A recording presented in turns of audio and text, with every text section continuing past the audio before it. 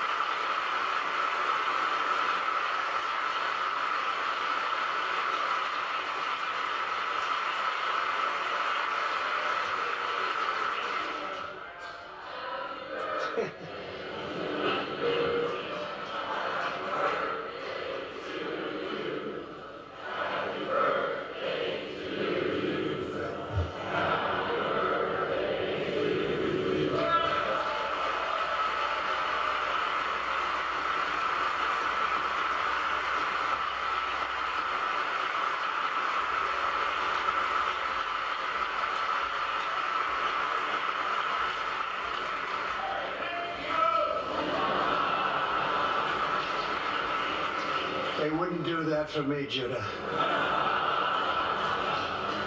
Judah says he can still remember the exact moment nearly 75 years ago, after 10 months in a concentration camp, when he and his family were put on a train and told they were going to another camp. Suddenly, the train screeched to a very strong halt. A soldier appeared. Judah's family braced for the absolute worst. Then his father cried out with joy, "It's the Americans, it's the Americans."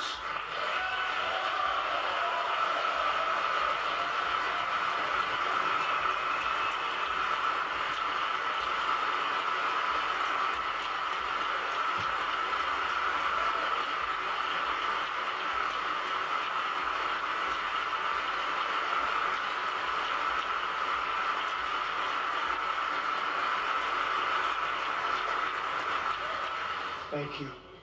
A second Holocaust survivor who was here tonight, Joshua Kaufman, was a prisoner at Dachau.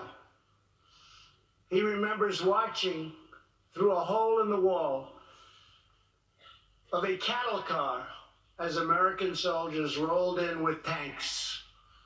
For me, Joshua recalls, the American soldiers were proof that God exists. And they came down from the sky. They came down from heaven. I began this evening by honoring 3 soldiers who fought on D-Day in the Second World War. One of them was Herman Zaitchik. But there is more to Herman's story. A year after he stormed the beaches of Normandy, Herman was one of the American soldiers who helped liberate Dachau.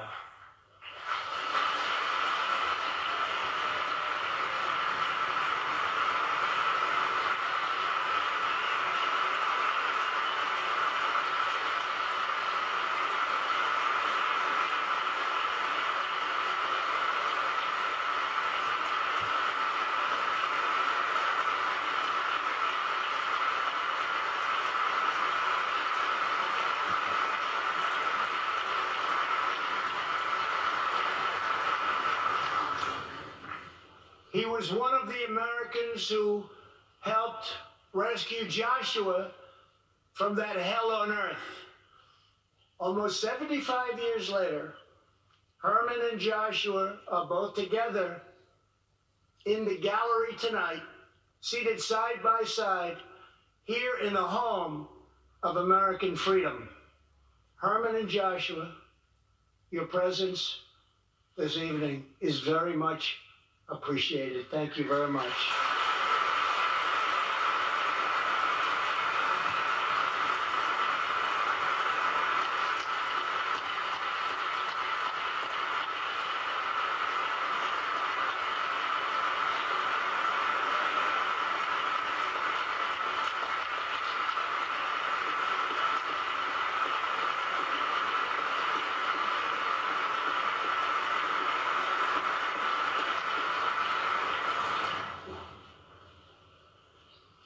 Thank you. When American soldiers set out beneath the dark skies over the English Channel in the early hours of D-Day 1944, they were just young men of 18 and 19 hurtling on fragile landing craft toward the most momentous battle in the history of war. They did not know if they would survive the hour. They did not know if they would grow old, but they knew that America had to prevail. Their cause was this nation and generations yet unborn. Why did they do it? They did it for America. They did it for us. Everything that has come since our triumph over communism, our giant leaps of science and discovery, our unrivaled progress towards equality and justice, all of it is possible thanks to the blood and tears and courage and vision of the Americans who came before. Think of this Capitol. Think of this very chamber where lawmakers before you voted to end slavery, to build the railroads and the highways, and defeat fascism, to secure civil rights, and to face down evil empires. Here tonight, we have legislators from across this magnificent republic. You have come from the rocky shores of Maine and the volcanic peaks of Hawaii, from the snowy woods of Wisconsin and the red deserts of Arizona, from the green farms of Kentucky and the golden beaches of California.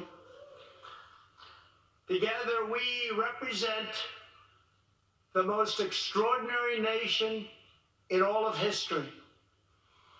What will we do with this moment? How will we be remembered? I ask the men and women of this Congress, look at the opportunities before us. Our most thrilling achievements are still ahead. Our most exciting journeys still await. Our biggest victories are still to come. We have not yet begun to dream. We must choose whether we are defined by our differences or whether we dare to transcend them. We must choose whether we squander our great inheritance or whether we proudly declare that we are Americans. We do the incredible. We defy the impossible. We conquer the unknown. This is the time to reignite the American imagination. This is the time to search for the tallest summit and set our sights on the brightest star. This is the time to rekindle the bonds of love and loyalty and memory that link us together as citizens, as neighbors, as patriots. This is our future, our fate, and our choice to make. I am asking you to choose greatness. No matter the trials we face, no matter the challenges to come, we must go forward together. We must keep America first in our hearts. We must keep freedom alive in our souls. And we must always keep faith in America's destiny.